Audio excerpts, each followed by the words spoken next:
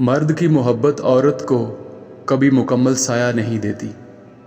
اس کے رویوں کی دھوپ کہیں نہ کہیں سے عورت پر پڑتی ہی رہتی ہے۔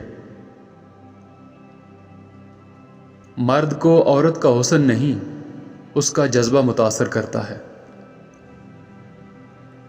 جو لڑکیاں میک اپ بساتی ہیں وہ کبھی بھی اپنا گھر نہیں بسا سکتی۔ امیروں کی زندگی میں ہمیشہ ڈاکٹر، دکھ اور بڑے بڑے ناسور رہتے ہیں۔ ہمیشہ برائی سے نفرت کرنا سیکھو۔ برائی کرنے والے سے نفرت مت کرنا، ورنہ آپ میں وہ برائی پیدا ہو جائے گی اور آپ پر توجہ کا دروازہ بند ہو جائے گا۔ ایک دن تم پیچھے مڑ کر دیکھو گے کہ جن چیزوں کے لیے تم فکر مند تھے وہ تو بہت چھوٹی تھیں اور تم بڑا سمجھتے رہے۔ بند آنکھوں میں نظر آنے والے وہ لوگ ہوتے ہیں جو دل کے اس کونے میں بستے ہیں جہاں سے محبت جنم لیتی ہے۔ عورت کے لیے عموماً مرد کی کشش کے 3 پہلو ہوتے ہیں: بے نیازی، ذہانت اور فصاحت۔ محبت وفادار کی داستان ہوتی ہے اور بے وفا کی زندگی کا ایک معمولی واقعہ۔ احساس کمتری میں مبتلا انسان ناکارہ ہو جاتا ہے۔ افسوس، یہ وہ معاشرہ ہے جہاں لوگ گند اٹھانے والے کو گندا سمجھتے ہیں۔ جس نے نبھانا ہوتا ہے وہ 1000 غلطیوں پر بھی معاف کر دیتا ہے، اور جس نے نہیں نبھانی ہوتی وہ ایک غلطی کو ہی بہانہ بنا کر آپ کو چھوڑ دیتا ہے۔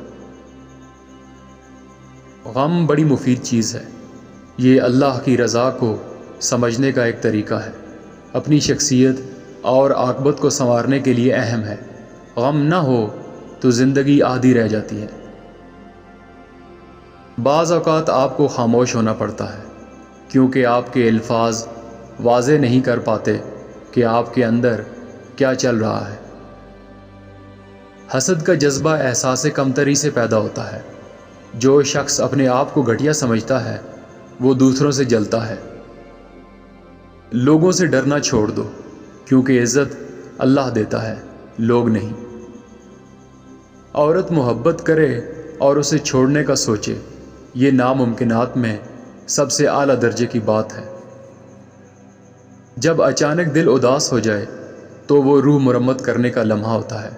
سنا ہے توبہ سے روح مرمت ہو جاتی ہے۔ ہم ننگے سر گھومنے والی لڑکی کو شرمندگی کا باعث سمجھتے ہیں، پر اس بیٹی کو دیکھنے والے لڑکے کو کچھ نہیں کہتے۔ اگر آپ نے کسی کے کردار کا اندازہ لگانا ہو تو یہ دیکھو کہ وہ ہنستا کس بات پر ہے۔ کوئی آپ سے محبت لینے آئے تو اسے محبت دینا، محبت سکھانے نہ لگ جانا۔ محبت دینے میں محبت ہے، سکھانے میں نہیں۔